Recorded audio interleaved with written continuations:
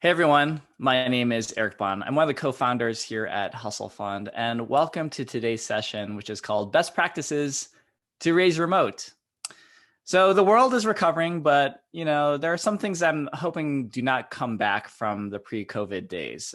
One thing is that I'm looking forward to is never touching another human being ever again. I would love to get into a mode where we're just bowing to each other. Handshaking is a barbaric practice, and I hope that doesn't come back. Although I think I'm starting to see more hands getting extended my way, so I'm not as hopeful. But the other thing that I hope remains the same during COVID through this new phase that we're entering is that much of our fundraising can be done over Zoom forever. Now, I do think that some in-person meetings are going to be needed, especially if you're raising huge sums of money and need to get to the final close. But maybe, just maybe, we can keep our first meetings, the first meetings, at least on Zoom, which is freaking great because who wants to spend the whole day on Sandhill Road waiting for your turn to enter the conference room when you can just turn on your camera in your garage and begin to pitch? So today what we're going to do is talk about best practices for optimizing your own remote pitch. We held a similar session a few months ago, but we're bringing this back by popular demand in partnership with our amazing partners at Singapore Global Network. More on that in a second. Let's go ahead and take a look at the agenda. So pretty simple stuff. I'm going to quickly introduce myself. We're going to get right into the content about best practices for your remote pitch.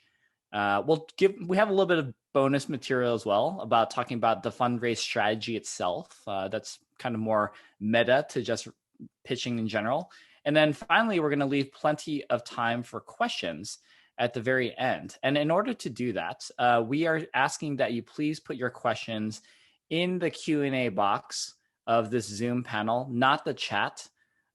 Feel free to use the chat, though, to introduce yourself, say where you are in the world, make fun of me, talk about my new hammock and my collection of garbage trucks as well behind me. All that's really good stuff. When we get to that moderated Q&A portion at the very end, though, we're going to be bringing my colleague Chen Wei, old friend of mine, part of the Singapore Global Network, actually the person that is responsible for allowing the session to happen today. She'll be coming on and helping me to moderate some of those questions. So that is the session that we're going to have in the next few moments. Let's keep this fun and entertaining and answer your questions too. So what I wanted to do first was actually give a shout out to the Singapore Global Network, which is allowing us to put this session together on remote fundraising. They're an awesome team. We work with them quite a bit at Hustle Fund. I wanted to give you a sense of what they're all about. So the Singapore Global Network aims to build a strong and diverse network linking together overseas Singaporeans, families and fans of our little red dot, that's kind of the way that they describe Singapore, through shared passions in business, culture, and national development. As part of the Singapore Economic Development Board, we are growing a network of global connections to welcome people and businesses to collaborate with Singapore. If you want to learn more about relocating to Singapore or the opportunities available, you can reach out to Chen Wei from the Singapore Global Network in New York to be connected with the right people or resources to get started. And to share a little bit of her contact information, you may need to screenshot this. It's a bit of a long email, but this is Chen Wei's email at the very top. And I want to also tell you a little bit about TechPass as part of this. So this is a crazy awesome program that frankly my family is considering as well. Singapore's TechPass is a visa program that allows established leaders, entrepreneurs, or tech experts to move to Singapore easily with their families. It's a really, really flexible work visa where you can do many things, but there are only 500 available. So definitely take a look at this website. If you think that you may want to try a sojourn in Singapore, it's an amazing city.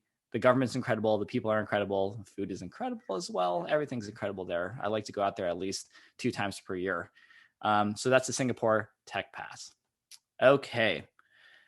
So let's go into introductions. This is me. I raised a lot of money in my career.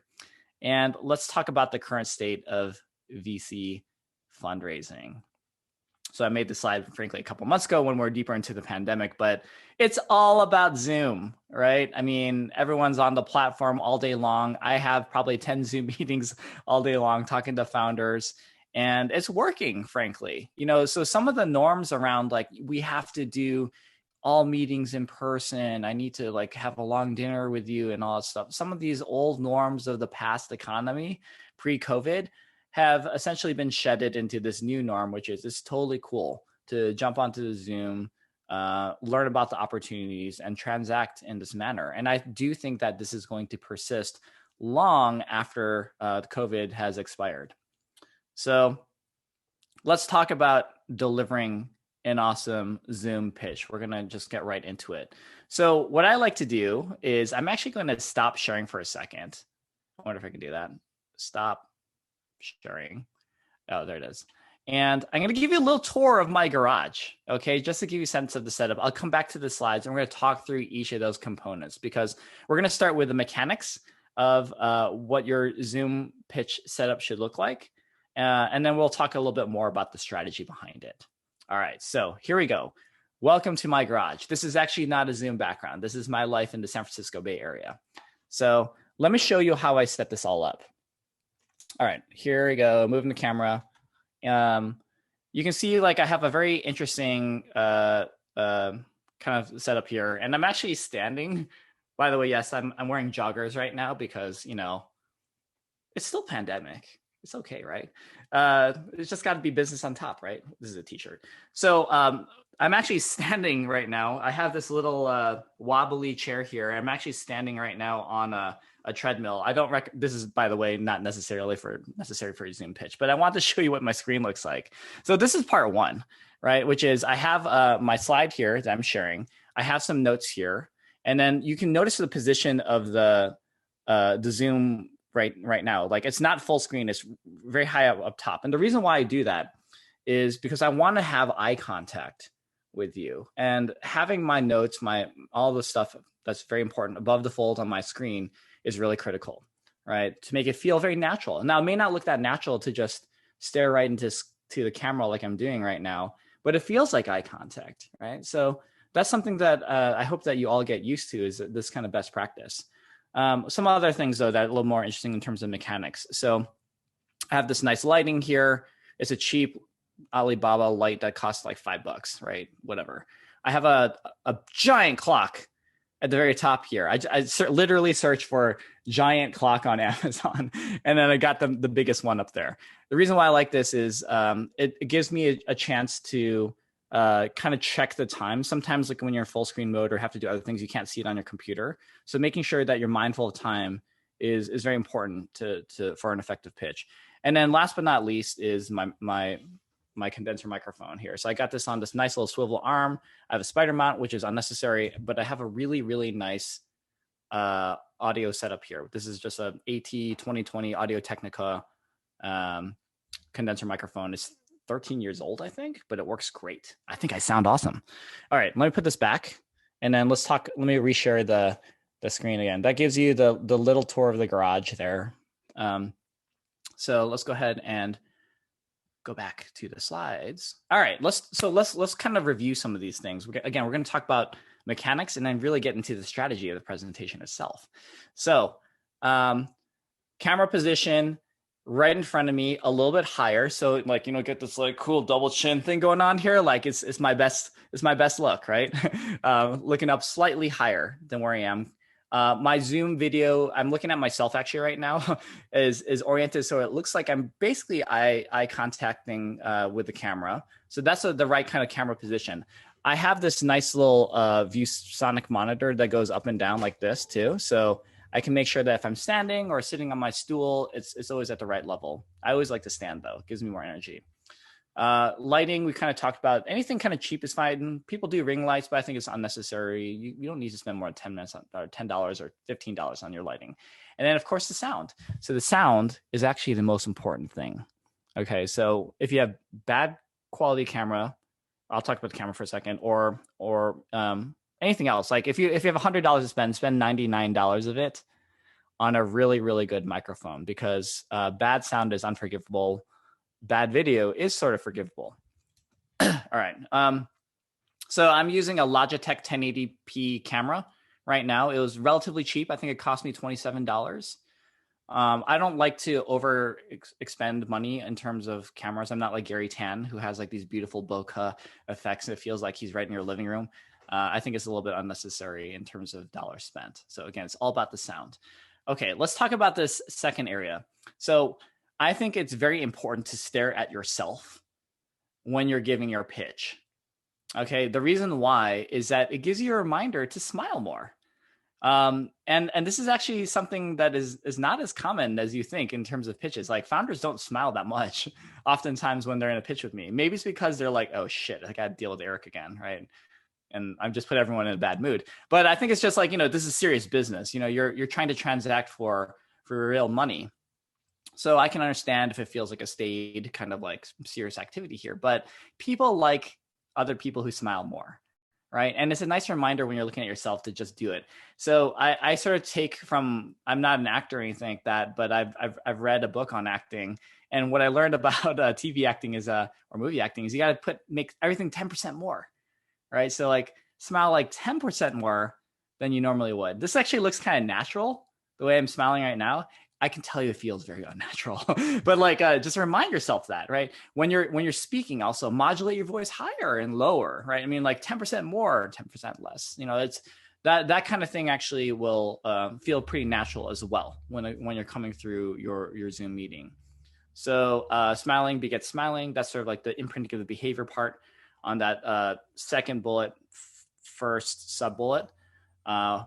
So I watch myself, but this is like the superpower with Zoom too. You can watch others as well. So I'd like to extend in a gallery view, myself in the middle. You can move around yourself on most Zoom calls and see everyone else.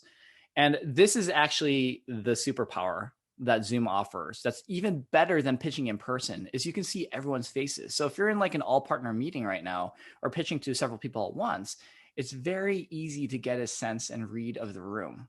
Right? If people if Chen Wei's just on her phone, going like this, looking really disinterested or yawning a lot, just like, oh my gosh, when is this gonna be over? Then you can, hopefully pull some maneuvers to try to redirect the conversation, snap people back to attention. So I use these clues quite a bit, and we're going to talk about face watching in a little bit later in this presentation. So now we're going to get into a little bit more of the strategy. So let's say you go through your presentation.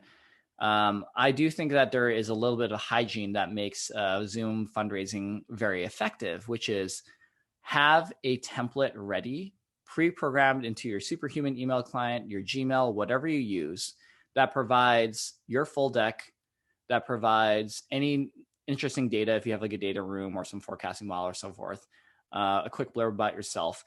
As well as a follow-up in terms of like, I'm going to reach out to you in the next 2 days to schedule our meeting. Okay. So this is something that you should have ready to fire off as soon as the meeting is over.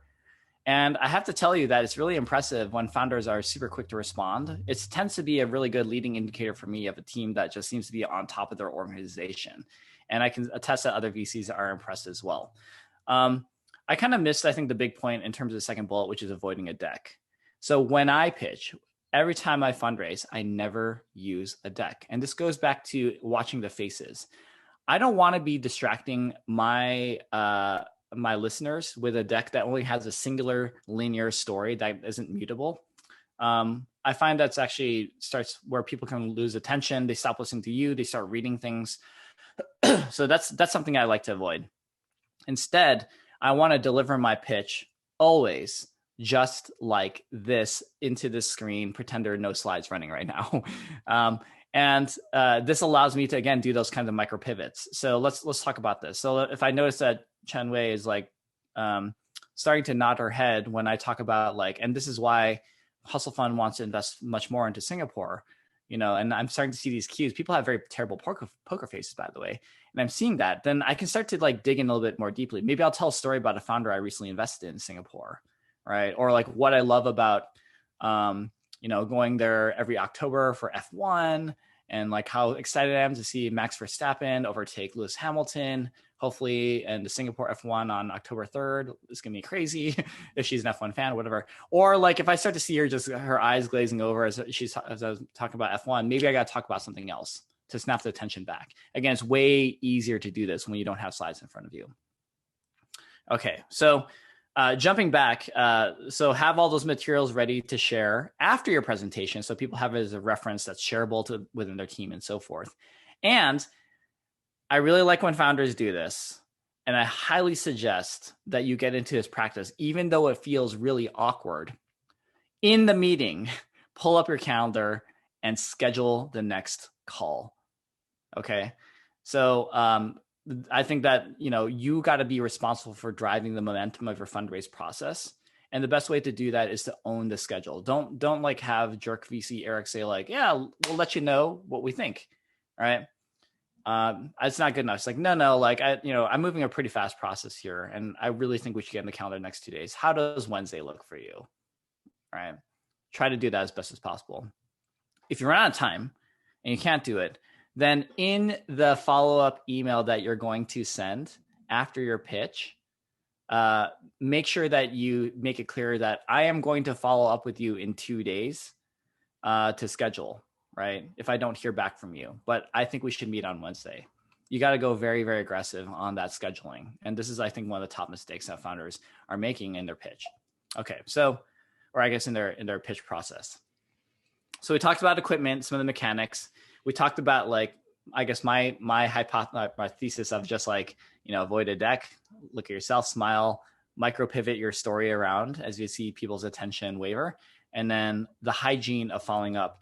Fundraising, by the way, is not so much about the pitching oftentimes, but around the organization of your fundraise process. If you can just put in a lot of throughput, talk to a lot of investors, you will get those who bite, and then you can move on with your process.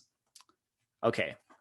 So I'm sure there's going to be a lot of questions around fundraising, pitching coming up later on, but I want to talk about the fundraising schedule and some of the assets that you're going to need to prepare to run a successful process online for your next fundraise.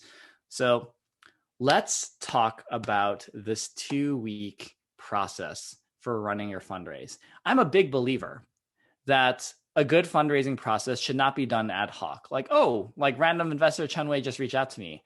Sure, I should just take that meeting. Like 10 days later, Eric is reaching out to me. Sure, I'll take that meeting. That's a terrible way of running your fundraise process. It's totally non-competitive. You want to create lots and lots of FOMO where it's an auction, where it's just like, I got to work with founder Jane. She's incredible, but I'm feeling that there's deal heat behind it. This is actually what we want to drive.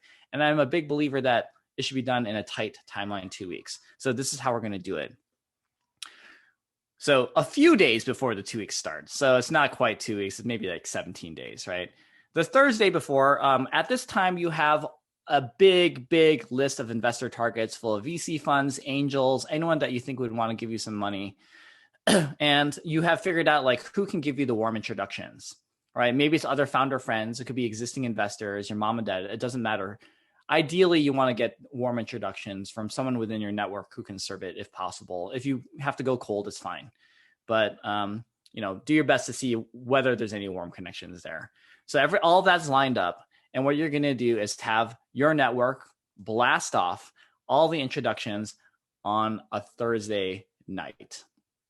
So what's going to happen is on Friday, these VCs are going to wake up, see that, oh my gosh, like Jane is raising, this looks like a cool company. The call to action that you want is like, they're coming back to refer or going back to you as the founder and saying like, yeah, let's set up some time. Okay. So that's going to happen on Friday and Saturday. And you're going to be just straight up ghosting everyone. You're not going to respond, or you're not going to respond to a damn person. Okay. And the reason why is coming up soon. So all these introductions are coming in, let's say you blast off to like 70 people for warm introductions. And let's say like 30 or 40 people come back saying like, I'm down to chat. Ghost. Nothing. Okay. So the reason why is, I think I talk about this in the next slide. Yeah. Okay. Here we go. Is on that Sunday is when you then begin to construct a schedule. So what you want to do is be able to see all the people who have opted into wanting to talk to you and then schedule them accordingly. And the way that you're going to just basically schedule these people is by first through the Monday through Wednesday of the first week, scheduling all the tier 2 firms. These are the people that are definitely nice to have, but maybe not the ideal investors that you want to have on your cap table, but still great. And on that Monday through Wednesday, you're going to be taking hopefully 5 to 10 meetings a day on Zoom back to back and getting your reps in, right? You're going to get your practice in so that by Wednesday through Friday of the first week, you're now scheduling your tier 1 VCs. This is the people like Eric Bahn, right? Who are just like, it would be a dream to have him, not to inflate my ego too much. And then those folks are going to enjoy, I think, the very, very best refined pitch at that point. At that point, you've probably done hopefully a dozen or 2 dozen pitches. You've refined some of the questions and can anticipate the hard questions and know how to respond to them. So your best pitches are happening towards the middle to the end of the first week. That weekend, after your first week, you cannot do anything. Okay. You can't go on vacation, don't get married or anything like that weekend. You want to leave it open because there's going to be some VCs who are going to reach out saying like, we should grab breakfast, we should grab lunch, we should go take a nature walk, we should grab dinner, we should have drinks. That optionality, you want to leave it open. Okay. So that some of these ad hoc kind of courting things can take place, or even more meetings can take place over the weekend. Week 2, Monday through Wednesday, if you have any other remaining tier 1 or tier 2 firms to schedule, make sure that they happen at the beginning of the week. And then from Wednesday through Friday, talk to all those trash firms that you do not care about. Like you want to just like, whatever, like if they want to be competitive in process, put in a term sheet, that's great. Use them as a stalking horse, but you want to have like your worst pitches at the very end. And on that second Friday is when hopefully multiple term sheets are coming in. And the idea is that you've put in your best VC pitches with the best VCs on your list in the first week to give them enough time to put together something that could be a verbal or something that's indicates very deep interest by the end of that second week. Now, there's more processes happens after that. Like you'll probably have to take a couple more meetings and all that stuff, but you want to really tighten those first pitches in that first 2-week period because that maximizes your chance of being able to achieve an auction process. What's an auction process? More than one VC is offering a term sheet or has deep interest, and you are in control of selecting whom you want to work with on what terms. Okay, so that's the goal of this entire 2-week fundraising process. Okay, let's talk about how you go about figuring out who these investors are. So there's a lot of really great databases out there for finding angels, for finding other VCs. There's AngelList, which is like the OG of, I guess, investor lists. I really like NFX Signal. Crunchbase is pretty good. And then going straight up to LinkedIn and seeing like who seems to be rich works. In the United States, at least, we have a constraint that anyone who can be an angel investor, if you're doing a seed round, has to be an accredited investor. So that's someone with at least $1 million of net worth liquid, not including their home, or as making $200,000 a year of income, or as a couple is making $300,000 a year of income. So, angels don't necessarily have to be tech workers who are at Google in Silicon Valley. It's actually quite an expansive definition. It could be your dentist, your doctor. It could be a plumber, right? I mean, like anyone that has that can meet these requirements can potentially invest in you. So I would be pretty expansive and inclusive in terms of like whom you think you can invest in, or sorry, whom you think you should pitch. So what I do is I try to create a big spreadsheet, right? Try to aim for like 50 to 100 people they think could be potentially some people that or entities that you want to pitch. And then I go straight into LinkedIn, and this is where you have to do a little bit of brute force work. Plug in each one of these people into LinkedIn. Try to identify who within your network could serve as a warm intro, right? So LinkedIn has this nice feature where you can see secondary connections. And if you see someone that could be a good secondary connection, reach out to them, ask them whether they'd be willing to be a referrer for you. All right, so that's the work that we do as well at Hustle Fund when we do our fundraising as well, something very similar. The next thing that is so important, possibly the most important asset you're going to create for your entire fundraising process, is the blurb.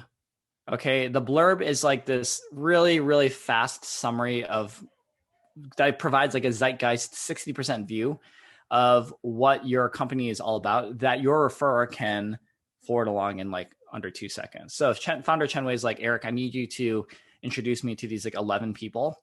I'm like, oh crap. That sounds like a lot of work. But she's like, but I've presented this amazing forwardable blurb. I'm like, okay, great. I can do that watching Netflix in like under 5 minutes, hit up all those 11 people. And if the investor or the prospect, I guess, opts in, I can easily just say like, here, meet Chenwei. Right? Easy, no problem, right? I can do it in my joggers all day long. So let's talk about like the elements of a really good forwardable blurb.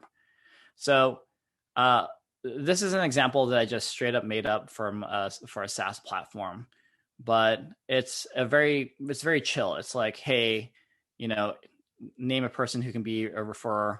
Do you mind forwarding this over to, investor? That's it, right? So you have the call to action, and then I can just forward it along without any context to the person you're trying to reach. Start with a very, very fast 1 sentence, maximum 2 sentence description of what your company does. Provide the coolest, most interesting details about your company, ideally bullet form next. Doesn't have to be comprehensive. Do not be comprehensive.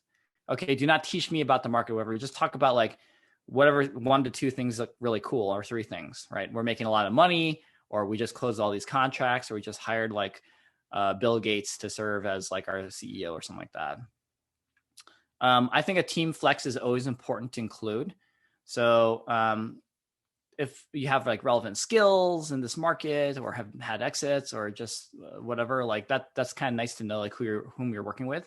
And then always end your blurb. In fact, put this on all of your materials with contact information. On your deck, you should have contact information on the footer of every slide, but especially for this blurb. So included, I really like teaser decks. So if there's like a summarized 5-slide version, team, problem, solution, market, and traction of your full deck that you can include on a DocSend link, add that, and then your contact information. Talking about DocSend for a minute, like I really do think that you should not send PDFs or Google presentations directly to investors. You want to be able to stock them, right? So with DocSend, 2 things are really possible. One is you can always upload the latest version of your deck. You might find through some of your presentations that you need to adjust some slides in the story. So you can always present the latest version of your deck through a single link. That's one thing I like. The second is the stalking, right? You can see who is logging in when you put an email password behind it. Like you have to type in your email to unlock the deck. And I love these kinds of games when sometimes a VC just tries to play radio silence on you, but you're noticing they're opening your deck like 5 times a day. You basically called their bluff at that point. You know that you got them, right? Or something interesting is going on. So it's never perfect, but provides some pretty interesting clues for you as a founder as you're trying to build your auction process. Okay, so that's the elements of the forwardable blurb. We talked about a bunch of things when it comes to best practices for pitching and closing on Zoom. And I want to make sure that we have plenty of time to answer your questions. So if you, by the way, found this information to be helpful, we do these sessions on a monthly basis, actually 1 to 2 times per month, talking about all aspects of fundraising, startup growth, and so forth. You can search for us on Hustle Fund on YouTube, and you can easily find all the videos that we've created so far to date. So let's go ahead, and I'm going to stop sharing for a second and talk about any questions that you have. So Chenwei, if you're still there, I'd love to invite you back. And it would be great to see if there are any interesting questions that popped up that we can try to address together. This is Chenwei from Singapore Global Network, by the way. Hi, everyone. Thanks, Eric, for a super helpful workshop. I think I myself learned a lot of tips. Now I'm wondering if my frame is right and all that. We have pretty interesting questions here. Ping, Kevin, and Caleb are asking, what camera are you using?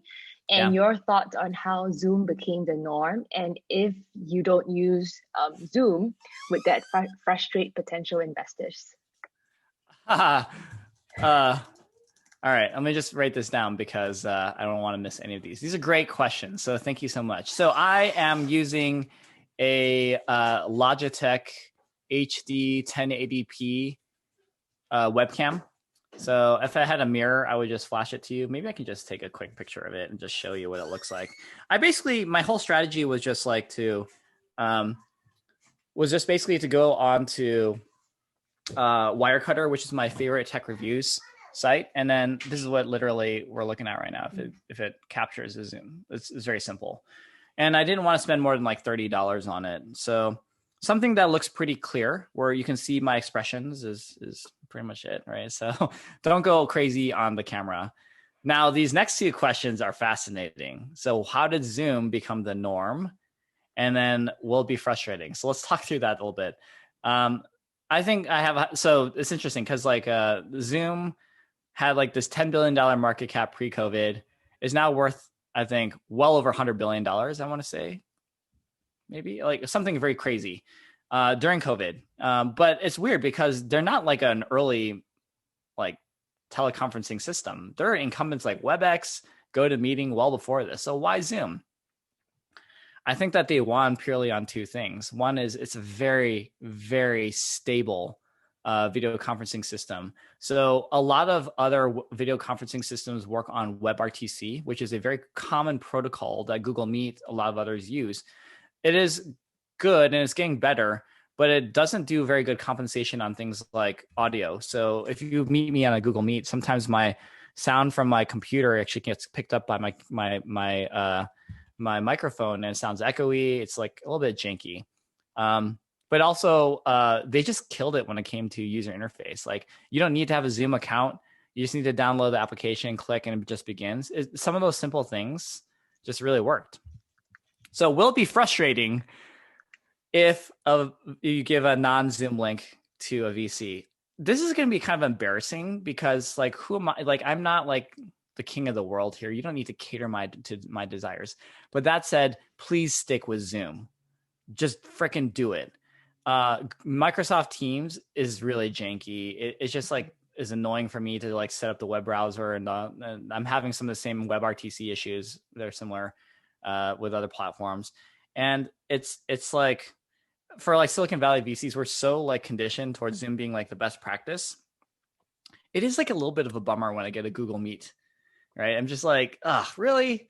You know, and again, I realize how childish and stupid that sounds because it is, but just freaking stick to Zoom, okay? Like, just like let's use the love language that VCs want. They're gonna appreciate that. All right, I ranted a little bit too much on that way. Do you feel like every team should get a premium Zoom account, or is a 45-minute trial meeting sufficient for most meetings? Oh, I would definitely get at least whatever cheapest paid tier allows you to have like as long a session as possible. I mean, like sometimes when you're just in the zone with like VC Shenwei, you're like, oh my gosh, we're like vibing so hard. Like if it's like the right person, sometimes you want to just go 2 hours with that person, right? And just be like, screw it, let's just do it. Like let's build this relationship. And frankly, for me also, like I have this little theory here around sunk costs, which is the more time I spend with someone I want to have a business relationship with, I think the harder it is for them to say no to you, right? Because they've already put in so much of their time. So yeah, get whatever cheap paid tier. You don't need to get the webinar tier like this one, which is a little bit more expensive unless you're doing webinars. So anyway, Zoom, that's Zoom. Yeah. Anything else you're seeing? More questions? Yep. Yeah, please.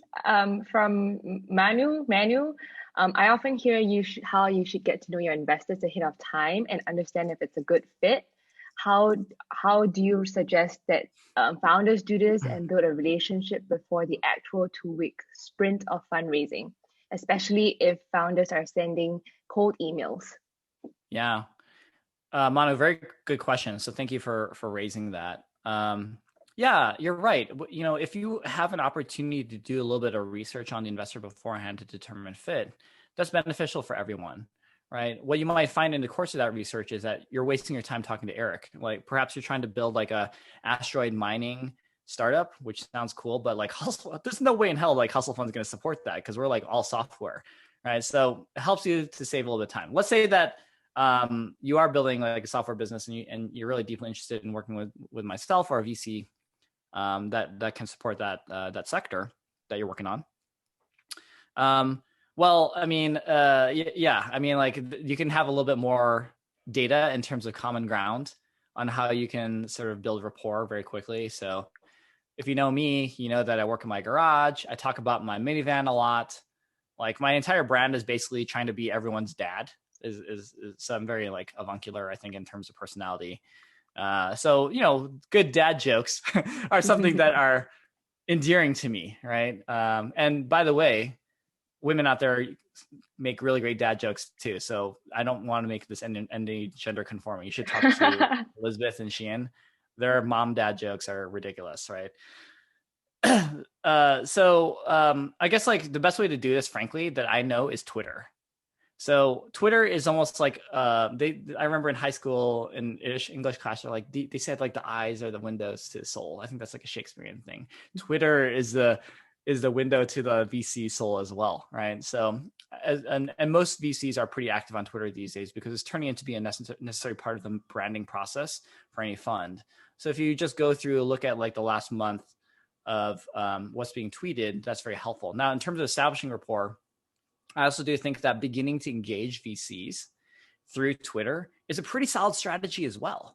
You can't do this like within 1 week, but if you feel like you're going to be running a process over the next 2 or 3 months, starting to try to like reply to some of the tweets, retweeting, like engaging in conversation so that there's a little bit of brand familiarity of like, oh, Chen Wei, like I know your name. I've seen you on Twitter in the last 2 months.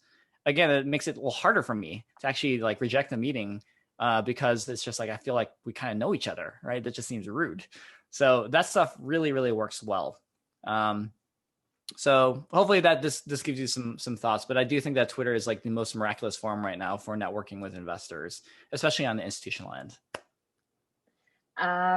Nice, thank you. Another question on from Camilla in London. From an investor standpoint, how do you avoid being fooled by aesthetics?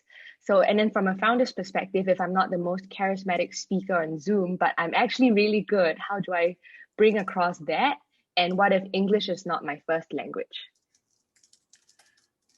Can you repeat the very first question around aesthetics, Chinwei? From an investor standpoint, how do you avoid being fooled by aesthetics? High quality camera and nice smiles are great, but in the end, there may be someone who is not the most charismatic on Zoom, but still has a business worth investing in. So this is a very fraught question, the way that I'm interpreting it. And this is actually the reason why we almost never do pitches. When Hustle Fund is listening to a founder pitch, our first preference is always to do this on audio. No Zoom, just on the telephone. So the reason why is I'm going to just like highlight things. Is like people have racial gender conditioning that make them naturally biased the moment that you turn on their audio, right? So like if I'm like really ugly or something like that, just like everything's a mess here, you know, that's unfortunately going to be like a bias right there. And I realize how like petty and like stupid that is, because it is. Right. But like, and like if it gets worse in terms of gender, and it gets worse when it comes to race as well.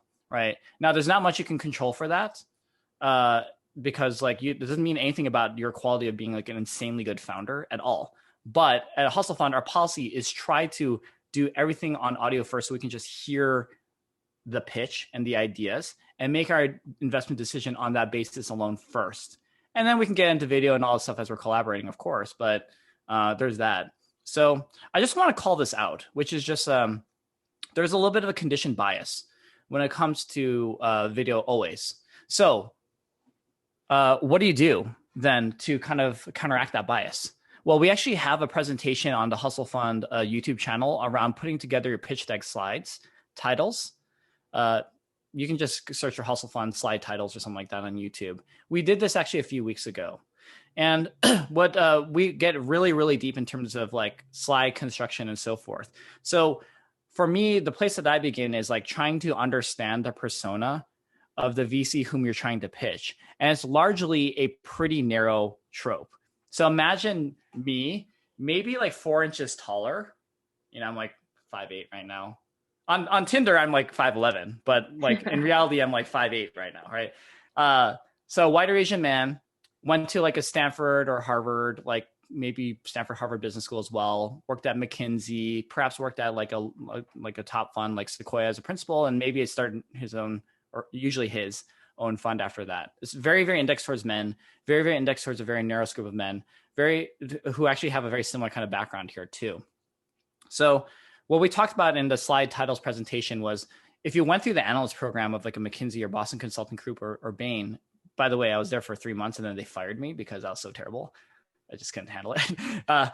They train you actually on a very specific style of how you construct your materials. Like it's all about the slide headlines and all stuff. So if you put together your materials in a way that conforms to how VCs for the most part were trained in putting together slide assets and like blurb assets and so forth, then there's a little bit of that cognitive resonance of just like, oh, this person's like me. Like I can just sort of tell in the way that they're pitching, telling their story, the slide headlines. It looks very similar to like my analyst program at McKinsey. So there's these kind of small things, but like really, really understanding the persona, getting it just like a really like non-bullshit sense of like, where do I think that they're biased? And then trying to just see like when I'm pitching them, like, what kinds of things can I do to counteract that bias, right?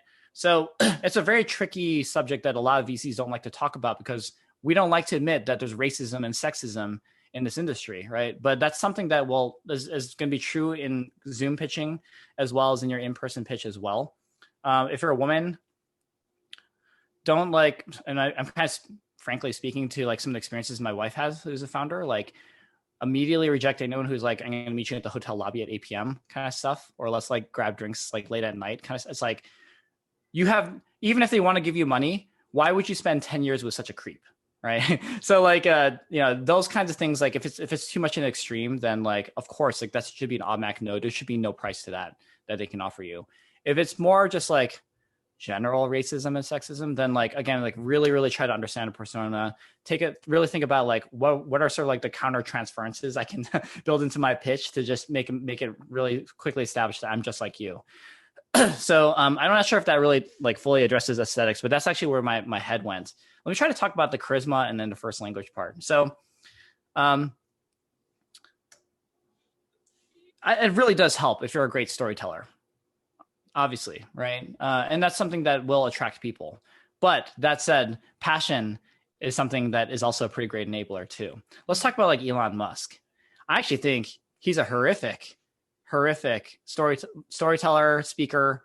Like he's just straight up awkward. And part of it's not really his fault. Like he has Asperger's, so like, social interaction is just more challenging for him. But do I think he's an effective pitchman?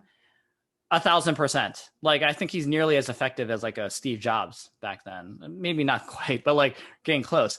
And the reason why is that when he's talking about his products, it's utterly clear that this is 100% what he loves and believes in, right? So what you may lack in terms of like being at ease with personally and like telling great stories, you may be able to make up with just like authentic charisma, but through just like the passion for what you're doing. And that actually is something that is very, very clear to pick up when you completely love what you do, right? What helps, I guess, from like a more like superficial level is like always try to smile more. That's another thing. But like, I think the passion is just where you can index really hard. Now, first language, English. Okay, this is another very strong bias that's a problematic in Silicon Valley right now, which is, VCs, I think where the dollars go prefer people who have English as a first language. I don't think that's necessarily right. At Hustle Fund, we have folks who definitely don't have English as a first language as well, not to show us too much. But I think the way to sort of proceed with that is to try to speak more slowly, right? Speak more slowly, speak more clearly. Try to speak maybe 10% slower than you normally would in normal conversation. And so just at least so the ideas come through, and then lots of smiling, and then make it abundantly clear how passionate you are about this project, this business that you're trying to create for the world. And I think that's the best you can do. But like, I think it's the mistake to just ignore just at the beginning of this, like that if you are not like, if you're a woman, if you're someone who's underrepresented minority, someone that has a different language, it's going to be harder. So the last sort of piece of advice I'd share there is the way to overcome that is to just have more leads. So maybe it's not going to be like 70 people you have to reach out to get this fundraise done. It might have to be 100 or 120. But if your business is starting to succeed, it's going to get easier over time because the numbers will speak for themselves, right? And I liked what that question was said. It's like, I'm good, but like I have some issues with like, rapport and charisma. The being a good operator part will shine through after your seed phase, I hope. All right. Thank you, Eric. Sure. I mean, even for myself, people say I have an accent, but speaking slowly and enunciating my words have helped a lot. Yeah, well, Late. Shanwei, you're great. I mean, you're very charming and you smile a lot too. So I've never seen that as a blocker in our interaction, by the way. And your English, frankly, is perfect because you grew up in Singapore, which is a fucking English speaking country. Anyway, sorry. I get really riled up about this topic because like biases are, okay, just one last thing here. So if you guys are angel investors at some point in the future, all of you, if some investors early on are going to be tripped up on something this stupid, this is just an opportunity for you to just be an ally early on, invest into these great teams when they're not really being perceived as the obvious ones. You'll make a lot of money working with those who don't look just like me or a white version of me from Stanford and so forth, right? So anyway, let's move on. I'm sure there's lots of other Yeah. questions. We got 15 Yes, more minutes. so many. Layla's asking what sexy details would you include in the intro emails for an early stage startup that doesn't have typical traction signals yet, such as large number of users or MRR? Great question. Okay, let's go back into the slides a little bit. So, oh, look at that, Singapore Global Network. We'll come back to that a little bit later. So here are the sexy details that we talked about. So contracts, revenue, and like maybe a major pilot. So depending on what stage you're on, I'm going to say that let's pretend you're a little bit more of like a pre-seed stage. There's some things that you can sort of rely on that aren't necessarily oriented towards numbers like revenue. So it might be things like early. So I would like in the very, very early days, talk about maybe one or two key pilots. If it's like a very interesting brand, it could be like, I'm starting a pilot with Salesforce or something like that. That's great if you have it. If it's not that, then might be like, we're starting two pilots with like two mid-market companies, maybe make it a little bit more vague, that are employing like 1,000 employees each. You know, if it's not quite a logo, that actually sounds pretty impressive too, right? So if it's early pilots, that's cool. If it's early traction, let's say on a more consumer-oriented app, perhaps it's just like, you know, when we started just 3 months ago, we already have signed up like 5,000 people who've downloaded the app. And like our cost per acquisition was like $1 per user or something like that. I think that you got to kind of latch onto something to show that like there's momentum behind it. So like, what's the purpose of this? I think the purpose is to show, for me at least, is that this is a team that's pretty serious. So we get a lot of pitches for idea stage businesses that we frankly can't support. You know, and I actually have a lot of empathy, and it kind of makes me a little sad that we can't support them yet, although TBD in the future. A lot of folks are sort of like part-time on the project. Like I still have to have my day job working at Cisco or whatever great company to pay the bills, but I've got this thing on the side or I have an idea, right? But I need money in order to make the idea happen. That's like the worst position to be in because there's so many people who have great ideas, who are great at dreaming. I really like, frankly, Shenwei, if like you came to me saying like, I'm going to create the next Salesforce CRM. Yeah. I mean, that's crowded. Yeah. I mean, like, you know, I don't know if like how easy it's going to be for you to do it, but would I fund you? Probably in a heartbeat, because I've actually had a chance to work with you and I know how hard you hustle, and it's really the quality of the execution. So, you know, for me, I think what a sexy detail is interpreted as, you know, something that shows that you're serious about the idea and I've actually put words into action. Right. And it doesn't have to be this impressive, what I'm sharing on the slides, but early pilots, early traction, maybe net promoter score, or even things like customer discovery. It's like, I'm getting started right now. I've had 200 conversations with, you know, dads who want to create like this kind of like summer camp platform or something like that. You know, that is impressive. Right. So most people are hustling towards something, and there's usually a metric in there that's pretty impressive. So I hope that gives some fodder. I don't have a perfect answer for this though. Can you repeat the 5 parts of the teaser deck? Some people are asking. Team, problem, solution, market, traction. Let me go into each one of those. Team. Is this a team that has relevant skills and experiences for solving the problem at hand? So if Shenwei and I were like, we're going to create the next COVID vaccine, right? And then investors are like, that's awesome. What's your background? It's like, you know, we are like software people and, you know, business development people. We have no sciences background. Then the investors like, go away. You know, you're wasting my time. So like, you know, if you have like relevant backgrounds, then if there's co-founders to show that you have a track record of building things together, that's ideal, right? So that's team. Problem. It's not just a simple problem statement of like, you know, we need Uber for families. Like, I get that. I got 2 young kids. Like, these aren't my garbage trucks, right? Like, they're my little kids' garbage trucks. Like, I would love to not lug around the car seat and just take Ubers everywhere, right? But how did you arrive to that problem? I want to hear things like, we spoke to like 100 families and here's the data. And like, this is like exactly the kind of offering that we think we want to get to, which leads you to a solution. It's generally the platform or software or service that you want to provide to solve the given problem. If you have an early prototype, some early users that are using that's even better. But if you've actually built something, that's a huge signal, because now you've crossed the chasm from an idea dreamer to someone who's actually now building and executing and hustling. That's huge. So team, problem, solution, market. This one I think is the most hand wavy, and it's okay. It's just like, you just need to make the case that you're building into a really, really large market if you want to get venture capitalists to invest. At Hustle Fund, we actually have a very simple formula. At the post-money valuation that we can invest in Chunwei's business, is she working in a market, and do we think that she has the capability of 100xing? Meaning, if I invest very luckily at a $1 million valuation or whatever Chunwei wants to do next, and then she can serve a $100 million exit for us when she's done with her journey within 7 to 10 years, that's a fund returning outcome for me, meaning like all of my investors' money can be returned back to them. And now we can get into this profit sharing mode called carry, right? So it's a very high threshold. Angels, by the way, are very different. Like, if it's just my capital and like Chunwei's like, I'm going to create this business, and like she 5x's the money in like a couple of years, that's like freaking awesome. I'm like, yeah, 5x. But like for a fund, that's like, that's so little. We can talk, there's videos about that on the Hustle Fund YouTube, by the way. Team, problem, solution, market, traction. So this is also very, very hand wavy. If you've got an early pilot, some of those early users, it's great to show it. But a lot of pre-seed investors are quite forgiving if it's so early that you don't have it. So that's a great teaser deck. The way that I would do a teaser deck, by the way, is the way actually I do my decks is like, I create the full deck first. And then once it's done, I chop it down to just those 5 slides based on what the deck I've already created, and then I'm done. So it should be a really easy exercise for most of you.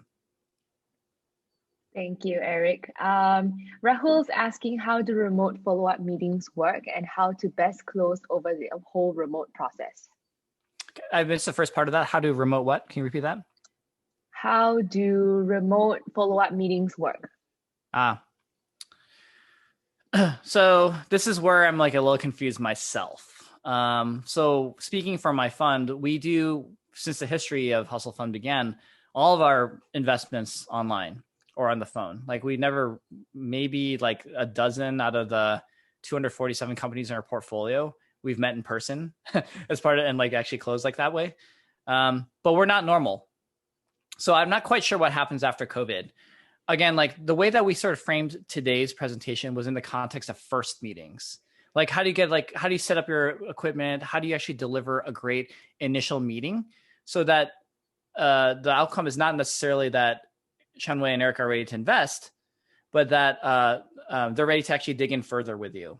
So my guess is that I anticipate that the second meetings are probably going to be done in person the later and later we get into the year and into next year. But there's a chance actually that a lot of VCs are going to like this kind of schema that we set up and will want to continue to do this via Zoom. So it's no different than scheduling an in-person meeting. You just have to be really aggressive on the schedule. Again, it's not just like this thing where it's just like, let me know how I can help. And then like, the VC just walks away and you never hear from him or her ever again. You just have to persistently follow up. And then every 2 days, I would just be like, just checking in, like, we're moving our process as aggressively as possible. Like, we would love to get you on the books. So this is where a lot of founders often get nervous, is like, am I going to annoy the VC? So if this VC is going to ghost you, there's a lot of reasons why VCs ghost. And I actually now understand it, now being a VC myself, although I try not to. A no is not a no until they've actually said no. So there are some LPs that I have, prospects, investors in my fund, I've been pinging every month for the last 40 months. Okay, nearly 4 years, I've been pinging them every month. And the reason why is like, our policy at our fund is it's not a no until they actually told me to F off, right? So there are some that are just going to take forever, but most in your process are going to like let you know pretty quickly, right? Because like once you have term sheets and things like that and say like, do you want to participate or like consider like being a lead, like it's in their interest to actually just like let you know pretty quickly. But I would be very aggressive. Every 2 days, just reach out to them. And you can suggest options. It's like, I'd prefer Zoom.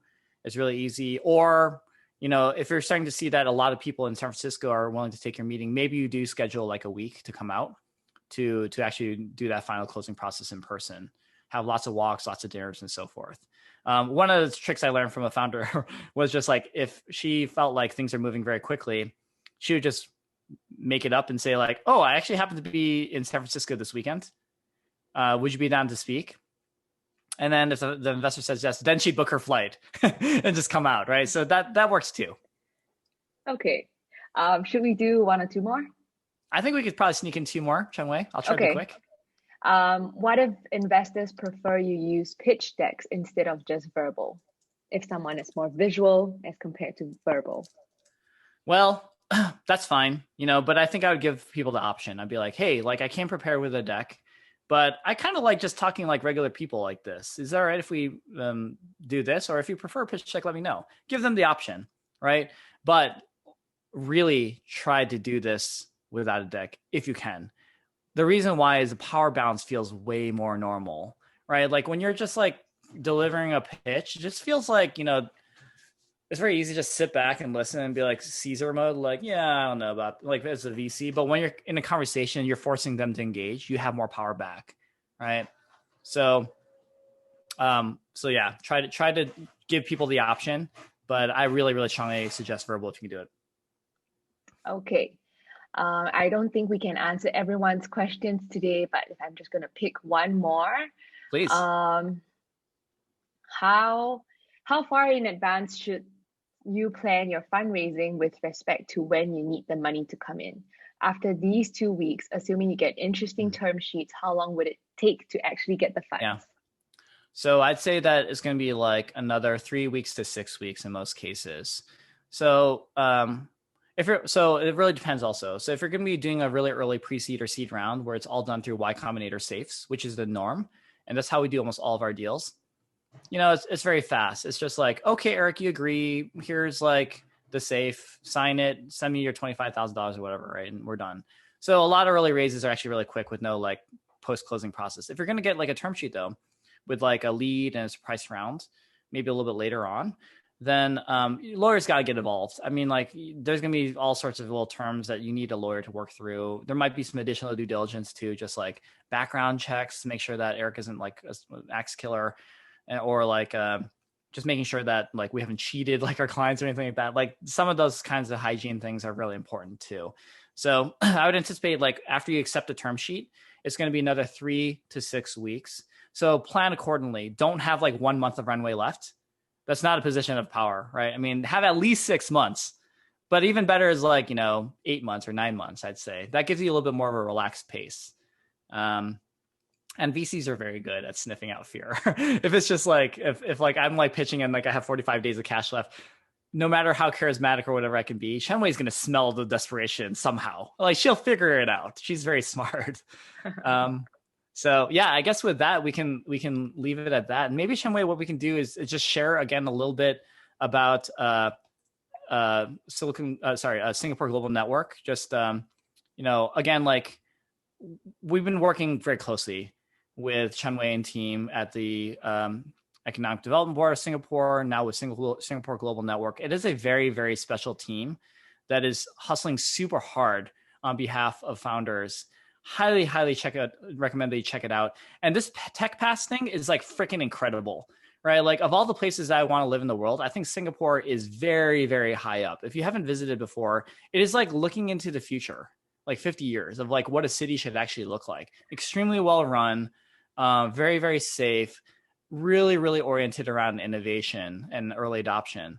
So Cheng-Wei, I hope it's okay. I'm flashing up your contact information here one more time. This Tech Pass thing is like, it's so hard to get visas in most places, but it's like almost too good to be true. So definitely check out Tech Pass as well if you're thinking that you want to start to build in Singapore. And there's a really good community out there for you to land and to meet. Is there anything else that you would add to that, Cheng-Wei, in terms of some things here? No, I think if anyone has any questions on TechPass or people that you're looking to meet to maybe help you with what's going on in Singapore, feel free to message me on email or LinkedIn, and I'll be happy to connect you to someone. Awesome. All right, Chenwei, thanks so much for allowing us to do this session with you today. It was a lot of fun. You're a great moderator. And to those of you in the audience, really, really appreciate your time. Best of luck to you in your Zoom pitches. Kick some butt. Thanks, Eric. Thanks, everyone. Have a good day.